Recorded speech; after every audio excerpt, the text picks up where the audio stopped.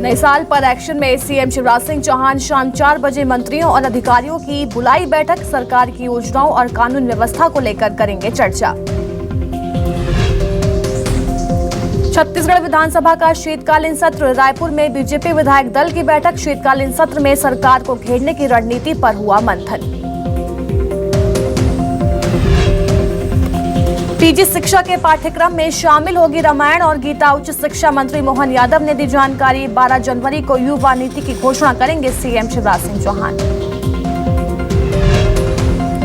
आरक्षण संशोधन विधेयक पर सीएम बघेल का बयान। राज्यपाल की हठधर्मिता की वजह से विधेयक को मंजूरी नहीं। आरक्षण को लेकर बीजेपी का दोहरा रवैया।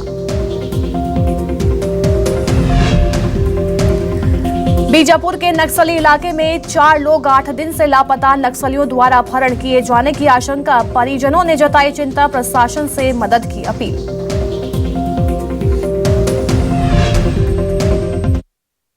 Headlines presented by Devi Ahilya cancer hospital Indore. Cancer का इलाज बिना कीमो, बिना रेडिएशन के।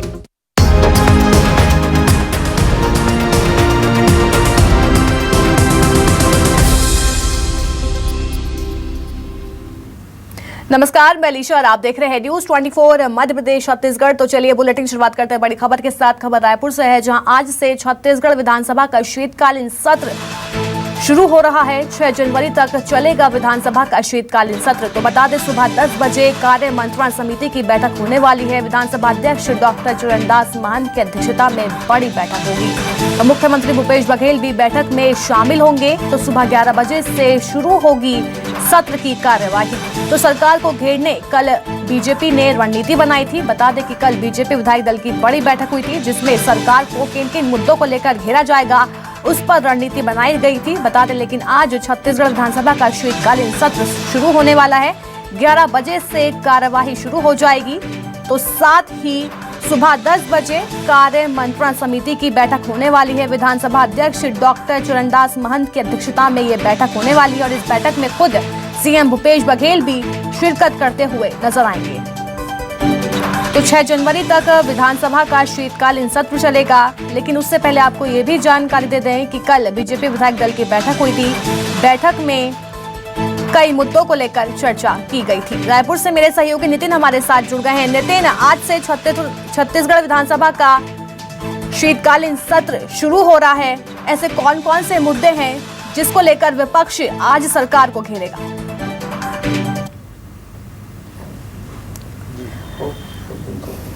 देखिए, पाँच दिवसीय विधानसभा सत्र का आज पहला दिन है। आज जो है विधानसभा सत्र का पहला दिन है। 10 बजे से इसकी कार्यवाही शुरू हो जाएगी। मुख्यमंत्री भूपेश बघेल भी इस बैठक में जो है विधानसभा सत्र में शामिल होंगे। विधानसभा अध्यक्ष चरणदास महंत जो है 10 बजे कार्य समिति की बैठक लेंगे। उसमें तमाम छत्तीसगढ़ के विधायक और मंत्री शामिल होंगे। वहीं 10 बजे कार्य मंत्रणा में यह बैठक होगी, जिसमें मुख्यमंत्री भूपेश भी शामिल होंगे। आपको बता दें कि भानु प्रताप उसके बाद 11 बजे सदन की कार्यवाही शुरू होगी। उसके पहले भानु प्रताप निर्वाचन चुनाव में जो है उपचुनाव में जीती सावित्री मंडावी शपथ लेंगी। उसके बाद अपना स्थान ग्रहण करेंगी। उसके बाद सत्र में पहले दिन मुख्यमंत्री भूपेश बघेल, वन मंत्री मोहम्मद अकबर और जल मंत्री गुरु रुद्र कुमार विभाग से जुड़े सवालों का जवाब देंगे। वहीं 2 जनवरी से 6 जनवरी तक यह सत्र चलने वाला है, जिसमें सत्ता पक्ष और विपक्ष में कुल 715 सवाल लगाए हैं। वहीं इस बार भाजपा विधायकों दल ने तय किया है कि इस बार लगातार जो है जनता से जुड़े मुद्दों पर जो है स्थगत लाएंगे, चाहे वो किसानों का मुद्दा हो, आरक्षण का मुद्दा हो, आम जनता से जुड़ा कोई भी मुद्दा हो, इसको लेकर अधिकारी कर्मचारियों का मुद्दा हो, तमाम मुद्दों को लेकर इस बार जो है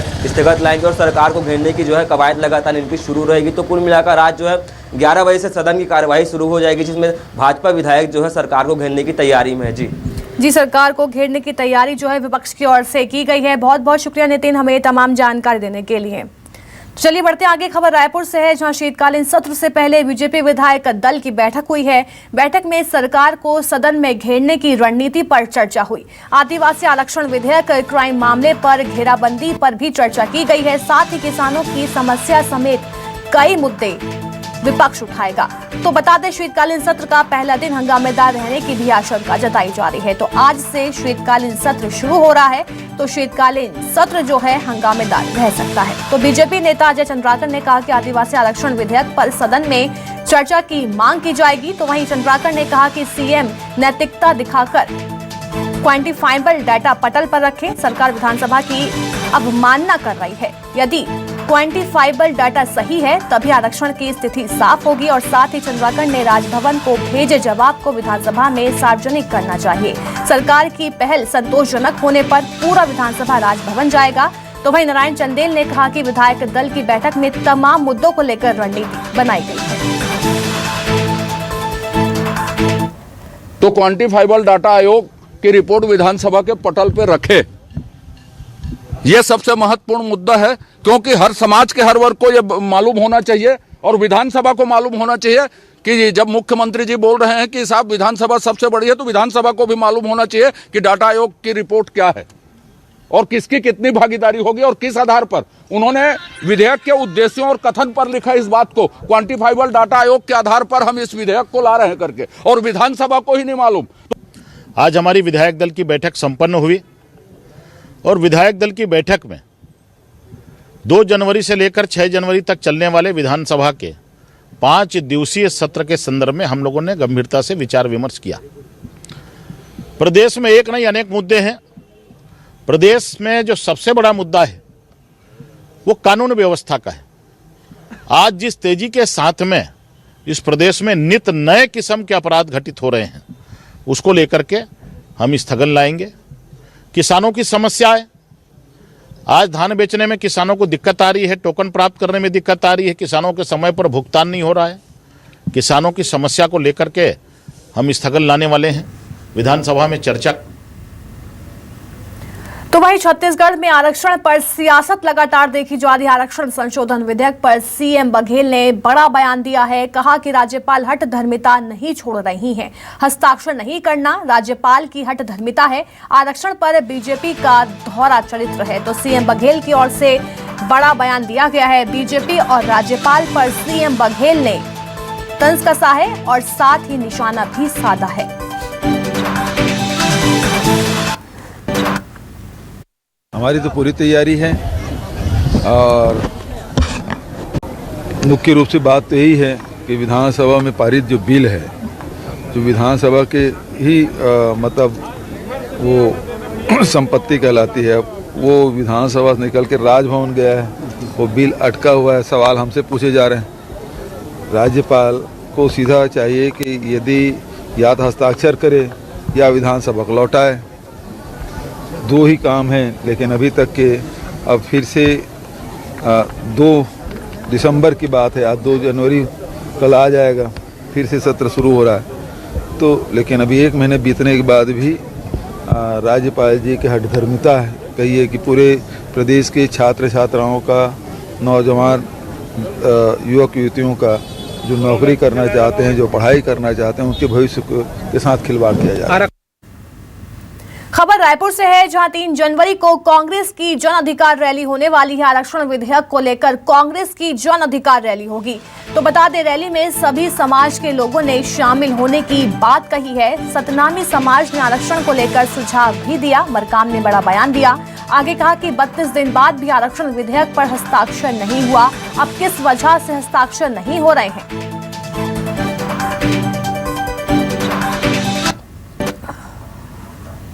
छत्तीसगढ़ के 70 समाज से अधिक समाजों को हमने पत्र लिखा था और अधिकतर समाज आए थे। कई से टेलीफोन से भी चर्चा हो गई थी। उन्होंने समर्थन देने का बात कही है। तो हम निवेदन किए हैं कि ये लड़ाई सबकी लड़ाई है, छत्तीसगढ़ की लड़ाई है। छत्तीसगढ़ की जनता को हक और अधिकार देने की लड़ाई है। इसलिए हमने 3 तारीख को जन अधिकार रैली में हमने निवेदन किया है, आग्रह किया है कि आपके समाज भी शामिल हो। अधिकतर समाज ने शामिल होने का बात कही है। सतनामी समाज जरूर उसमें उनके आरक्षण को लेकर कुछ बातें सुझाव दिया है, तो उन बातों को भी हम सरकार के पास रखेंगे और उसका कैसे बेहतर निराकरण हो उस पर भी हम पहल करने का हम माननीय मुख्यमंत्री जी से निवेदन करेंगे। तो वहीं आदिवासी आरक्षण पर सियासत लगातार देखी जा रही है। बीजेपी दफ्तर के बाहर राजभवन संचालन केंद्र का पोस्टर लगाया गया है। लोगों ने पोस्टर लगाकर नाराजगी जाहिर की है। तो बीजेपी दफ्तर के बाहर राजभवन संचालन केंद्र का पोस्टर लगाया गया है। तो लगातार सियासत भी देखी जा रही है। बीजेपी दफ्तर के बाहर अब पोस्टर ही लगा दिए गए हैं। तो लोग जो हैं आरक्षण संशोधन विधेयक पर राज्यपाल के हस्ताक्षर न होने से नाराज दिखाई दिए, जिसके बाद बीजेपी दफ्तर के बाहर राजभवन संचालन केंद्र का पोस्टर लगाया गया। तो चलिए बात करते हैं कोविड की, जहां छत्तीसगढ़ में कोविड को लेकर राहत भरी खबर सामने आई है। छत्तीसगढ़ में 24 घंटे में एक भी कोरोना संक्रमित नहीं पाया गया है। छत्तीसगढ़ में कोरोना पॉजिटिविटी दर बिल्कुल शून्य हो चुका है। तो छत्तीसगढ़ में कोरोना के 9 एक्टिव मरीज बताए जा रहे हैं। तो प्रदेश के 22 जिलों में एक भी पॉजिटिव मरीज नहीं मिला। तो रायपुर में 3, दुर्ग में 2 कोरोना के संक्रमित मरीज सामने आए हैं। धमतरी, गरियाबंद, बालोद, कांकेर में 1 पॉजिटिव मरीज है। लेकिन 24 घंटे की बात करें तो एक भी कोरोना संक्रमित मरीज सामने नहीं आया है। रायपुर से मेरे सहयोगी नितिन हमारे साथ जुड़ गए हैं। नितिन, अगर कल की बात करें तो 4 केसेस सामने आए थे, लेकिन अब 24 घंटे में एक भी मरीज कोरोना का सामने नहीं आया है। तो छत्तीसगढ़ के लिहाज से कितनी बड़ी खबर। जी देखिए, छत्तीसगढ़ में एक भी मरीज सामने नहीं आया। इससे जो है जनता को खुश होने की ज़रूरत नहीं है, क्योंकि लगातार कल 4 मरीज आए थे, आज एक भी मरीज नहीं आया। उसके पहले लगातार 1 मरीज, 2 मरीज लगातार मिलते रहे। वहीं छत्तीसगढ़ में 24 घंटे में एक भी मरीज नहीं आया है, जिसको लेकर पॉजिटिव दर 0% जो है दर्ज की गई है। प्रदेश में टोटल 9 मरीज एक्टिव है। कल जो है राजधानी रायपुर में जो है 368 मरीजों की जो है जाँच की गई थी, जिसमें जो है एक भी मरीज नहीं मिला है। वहीं पूरे छत्तीसगढ़ में 22 जिलों में एक भी मरीज सक्रिय नहीं है। वहीं राजधानी रायपुर की बात करें तो यहाँ 2 मरीज एक्टिव हैं। वहीं दुर्ग, बालोद और जो है धमतरी जैसे कई 4 से 5 जिलों में जो है लगातार मरीज जो है सक्रिय है। तो कुल मिलाकर अभी आम जनता को जो है अभी भी जो है घबराने की आवश्यकता है। कोविड जो है गाइडलाइन का पालन करने की आवश्यकता है, क्योंकि आज राजधानी में एक भी मरीज नहीं आया। प्लस लेकिन कोविड गाइडलाइन का पालन करना अभी भी जो है उतना ही जरूरी है जितना पहले था। वहीं लगातार कोविड जो है कोरोना का एक भी मरीज नहीं मिला है। तो ये अच्छी खबर है कुल मिलाकर छत्तीसगढ़ के लिए, लेकिन कहीं ना कहीं आम जनता को इसका पालन करने की आवश्यकता है। जी, लेकिन लोगों को लापरवाही नहीं बरतनी चाहिए। बहुत बहुत शुक्रिया नितिन, हमें तमाम जानकारी देने के लिए। तो चलिए बढ़ते आगे, जहां सीएम बघेल ने नए साल का पहला दिन श्रमिकों के साथ मनाया। इस दौरान सीएम बघेल ने श्रमिकों को मिठाई और कंबल भी बांटे। साथ ही सीएम बघेल ने श्रमिकों के साथ नाश्ता भी किया। इस दौरान सीएम बघेल ने कई बड़ी घोषणाएं की। सीएम ने कहा कि श्रमिकों के बच्चों के लिए देय राशि 10,000 से 20,000 कर दी गई है। साथ ही सीएम ने कहा कि पीएससी और व्यापम जैसी परीक्षाओं के लिए श्रमिकों के बच्चों के लिए फ्री कोचिंग दी।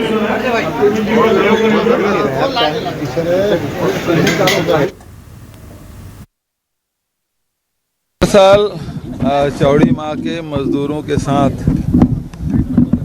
नववर्ष की शुरुआत और गांधी जी को नमन करके इसकी शुरुआत हम लोग करते हैं। और बहुत सारी योजनाएं श्रमिकों के लिए और उस योजनाओं का लाभ उठाते हुए देखिए कि श्रमिकों के बच्चे अब एयरफोर्स में जा रहे हैं, कोई टीचर बन रहे हैं, कोई और लाइब्रेरियन बन रहे हैं। तो उनके भी सपने साकार हो रहे हैं। छत्तीसगढ़ सरकार की योजनाओं का लाभ उठाते हुए हमने और भी सुविधाओं की घोषणा की है, जिससे उसके जीवन में भी खुशहाली आ सके।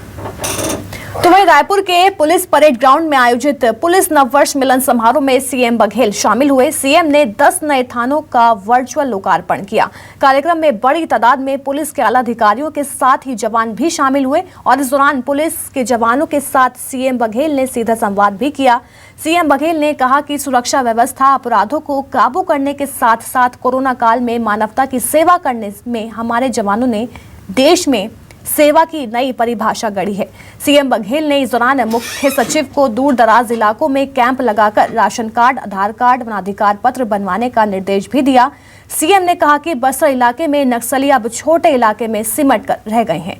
हमारे जवानों ने आदिवासियों और वनवासियों का विश्वास जीतने में कामयाबी पाई है और पुलिस, पैरामिलिट्री फोर्स के साहस, समर्पण और बहादुरी की वजह से बस्तर के दूर दराज इलाके में सड़क, पुल पुलिया का निर्माण संभव हो सका। आवागमन की सुविधा से सरकारी योजनाओं का लाभ दूर दराज के इलाकों तक पहुंच रही है। लोग पुलिस कैंप खोलने की मांग करने में लगे हुए हैं। आर्थिक रूप से जो हमको मिलना चाहिए, जैसे हमारा अधिकार है कि जीएसटी का पैसा, तो वो पेंडिंग है 1300-1400 करोड़ रुपया। 4170 करोड़ रुपया आपके उसका रुका हुआ है हमारा, कोयला के रॉयल्टी का पेनाल्टी जो है उसमें रुका हुआ है। फिर कुछ मांगे हैं जिसमें जो यहाँ के उद्योग है उसको कोयला मिलता था ACCL से, वो बंद कर दिया गया है, तो काफ़ी उद्योगों की परेशानी हो रही है जिससे रोज़गार भी प्रभावित होगा। और चौथी बात है कि ट्रेन जो आवाजाही है वो निरंतर जारी रहे, जो बंद 30-35 ट्रेनें रद्द कर दी गई थी, आगे भी ना हो ये मैंने सुनिश्चित करने के कहा। अधिकारियों से कहा कि सब सारे जो मांग है उसको नोट कर लीजिए और जो लिखित में दे रहे हैं उसको भी नोट करिए, अब उसके बाद परीक्षण करके फिर आगे कार्रवाई करेंगे।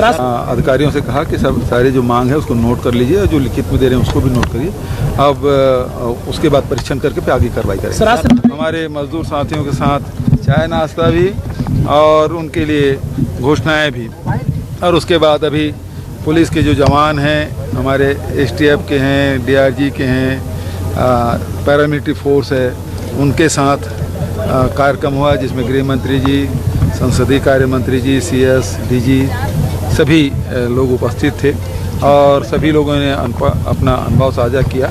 तो बस्तर में पहले जो फोर्स को देखकर जो वहाँ के स्थानीय लोग का जो मानसिकता रही है कि हमको पकड़ने आ रहे हैं या मारने आ रहे हैं, गिरफ्तार करने आ रहे हैं, अब उस मानसिकता में काफ़ी कुछ परिवर्तन आया।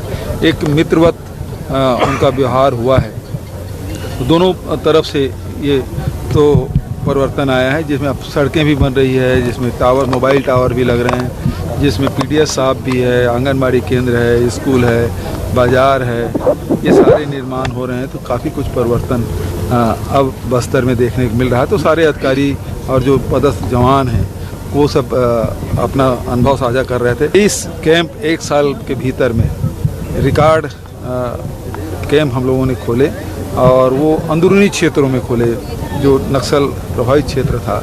पहले तो बफर जोन में ही खोलते थे, लेकिन अब कोर सेक्टर में जाके ये कैंप खुला है और जिससे आम जनजीवन है वो सामान्य होते जा रहा है। अब नक्सली कुछ पॉकेट में सिमट गए हैं। हमारी तैयारी पूरी है, चाहे क्वेश्चन हो, ध्यानाकर्षण हो, स्थगन हो, सब के लिए हमारी तैयारी है और अच्छा से सर आरक्षण को लेकर के क्या? आरक्षण अब 1 महीना हो जाएगा कल जी, 2 तारीख को, 2 दिसंबर को हमने किया था और ये चूँकि विधानसभा से पारित है तो राज्यपाल जी को अब हठधर्मिता छोड़ना चाहिए, छत्तीसगढ़ की बेहतरी के लिए उसको हस्ताक्षर करना चाहिए। तो चलिए बढ़ते हैं आगे। खबर बीजापुर से है, जहां नक्सल इलाके में 4 लोग 8 दिन से लापता हैं। नक्सलियों पर लापता लोगों का अगवा करने का शक है। तो बता दें 24 दिसंबर को गोरना के दूर दराज इलाके से लोग लापता हुए हैं। तो सामाजिक कार्यकर्ता और परिजनों ने रिहाई की अपील भी की है, यानी प्रशासन से मदद की गुहार लगाई जा रही है। तो यह बड़ी खबर इस समय बीजापुर से आपकी टीवी स्क्रीन पर है, जहां 4 लोग पिछले 8 दिनों से लापता बताए जा रहे हैं। हालांकि सामाजिक कार्यकर्ता और परिजनों ने रिहाई की अपील भी की है।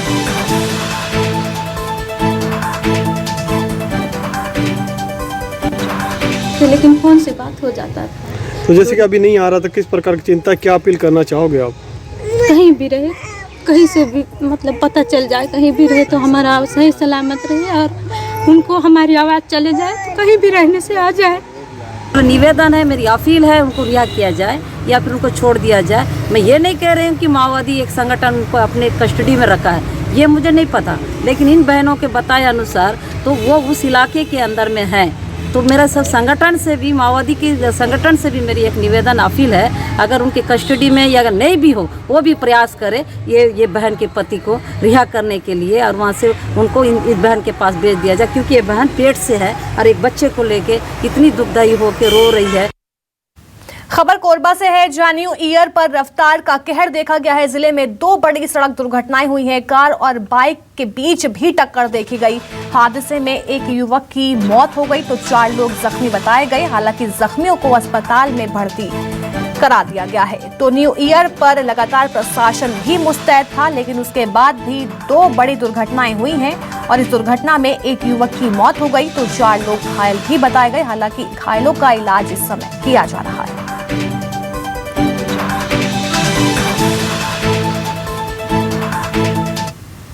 खबर रायपुर से है, जहां चाइल्ड पोर्नोग्राफी मामले में बड़ी कार्रवाई हुई है। पुलिस ने आरोपी देवराज बिसेन को गिरफ्तार कर लिया है। सोशल मीडिया पर शेयर करता था अश्लील वीडियो, तो आरोपी के पास से मोबाइल फोन भी जब्त कर लिया गया है। तो एमपी के बालाघाट का आरोपी रहने वाला बताया जा रहा है, लेकिन अब बड़ी कार्रवाई हो चुकी है। पुलिस ने आरोपी देवराज बिसेन को गिरफ्तार कर लिया है। तो एमपी के बालाघाट का आरोपी बताया जा रहा है।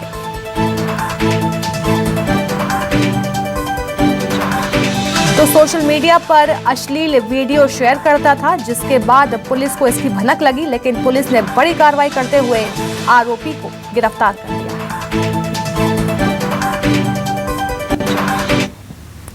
खबर बालोद से है, जहां जिले में हाथियों की मौजूदगी से ग्रामीणों में दहशत का माहौल देखा जाता है। लोग दहशत में रात गुजारने को मजबूर हैं। तो वहीं वन विभाग और ग्रामीण सायरन बजाकर लाइट के जरिए हाथियों को इलाके से खदेड़ने की कोशिश भी कर रहे हैं। तो जिले में 3 सालों से लगातार हाथियों की मौजूदगी बनी हुई है। हाथियों के दल में करीब 34 हाथियों का दल महाराष्ट्र का रुख कर गया है। तो वहीं एक दंतैल हाथी अब भी जिले में गुरूर, दल्ली राजहरा और डोंडी वन परिक्षेत्र में मौजूद है।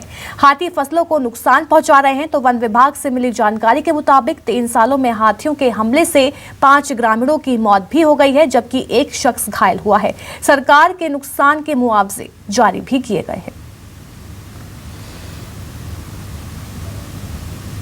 हाथी के आए ले बहुत ज़्यादा समस्या होते हैं। हम और घर है गांव से थोड़ा दूर में है और बाड़ी भी यही कर पास में किला बाड़ी, तो बहुत ज़्यादा नुकसान करे। हाथी आए रही से वो दिन लगभग 1 बजे के आसपास आए रही से घर में, मोर घर में पहुँची रही से, तो 6-7 कट्टा धान ला भी खा है और प्लस ये सामने के केरा बाड़ी ला भी पूरा नुकसान करे। और एक से हमन घर में और हमारे गाँव के मन घलोक एक हाथी आए से डरे हुए है। 1 एकड़ में लगाया था केला, 1 एकड़ में केला लगाया था और कुछ ही दिन हुआ था कि अचानक हाथी आ गया और हाथी आने के बाद मेरे फसल को नुकसान कर दिया। बालोद जिले में हाथी का विचरण अभी बरही क्षेत्र में हो रहा है। बरही के निकटतम एरिया में है, उधर के जंगल में आसपास एरिया में विचरण कर रहा है। और पिछले 3 वर्ष में बालोद जिले में हाथी से 5 लोगों की जनहानि हुई है। लगभग 1070 फसल हानि के प्रकरण और लगभग 110 प्रकरण मकान हानि के हुए हैं, जिसमें कुल 1.5 करोड़ के आसपास का कंपनसेशन दिया गया है। तो चलिए बढ़ते आगे, जहां हरियाणा से कई दिनों की यात्रा कर चैतन्य रथ रायपुर के सियान सदन भवन पहुंचा। सियान सदन भवन में सहयोग ध्यान का आयोजन किया गया। तो वहीं रायपुर के कई जगह से पहुंचे लोगों ने सहयोग का लाभ भी उठाया है। तो मीडिया को जानकारी देते हुए टीलता राव ने बताया कि सहयोग ध्यान की पद्धति है। योग से हम अपने जीवन में धैर्य, आनंद और समाधान को पाते हैं। मैं लोगों से अपील करता हूं कि सहयोग ध्यान केंद्र में आकर लाभ उठाएं।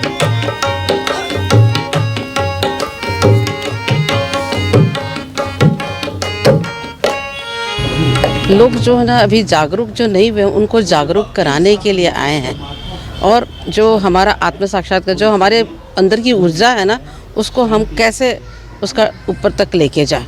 जैसे आप लोगों को पता होगा कि हमारे पास 7 चक्रास है ना, तो उसको मूलाधार सब 7 चक्र पेल्विस बोलते हैं इंग्लिश में, और हिंदी में इसको चक्रों की भाषा में बात करते हैं। इन चक्रों को कैसा क्लियर करना, और क्लियर करके ऑटोमेटिकली आपका हर चीज़ ऊपर तक आपके सर तक पहुंच जाती है।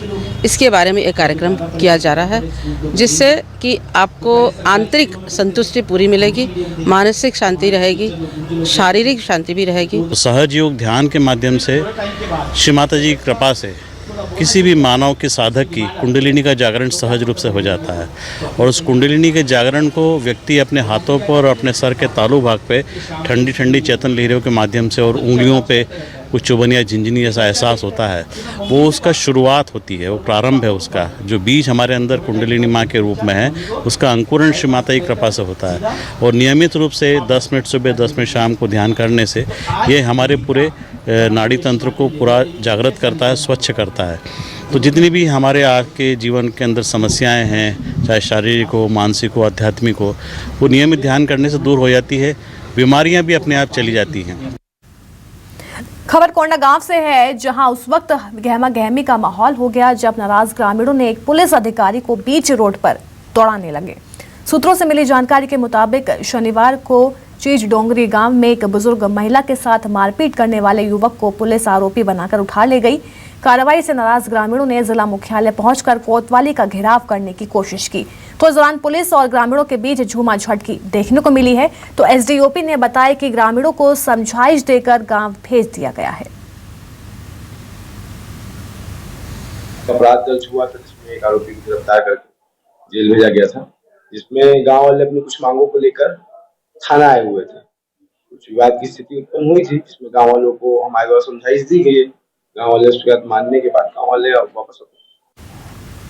खबर दुर्ग से है, जहां ऑनलाइन सट्टा ऐप महादेव बुक के खिलाफ बड़ी कार्रवाई हुई है। 6 आरोपियों के कब्जे से 3 लैपटॉप जब्त किए गए हैं और साथ ही 14 मोबाइल और एटीएम कार्ड बरामद कर लिए गए हैं। महादेव बुक नंबर 190 ब्रांच से हो रही थी सट्टेबाजी, तो बैंक खातों के जरिए सट्टे के पैसे का लेन देन भी किया गया है। तो महादेव बुक से जुड़े कई मोबाइल नंबरों का खुलासा भी हुआ। तो एंटी क्राइम और साइबर यूनिट ने ये संयुक्त कार्रवाई की है। तो 14 मोबाइल और एटीएम कार्ड भी बरामद किए गए हैं। बता दें, नंबरों का खुलासा भी हुआ। साथ ही एंटी क्राइम और साइबर यूनिट ने संयुक्त कार्रवाई करते हुए आरोपियों को गिरफ्तार कर लिया है।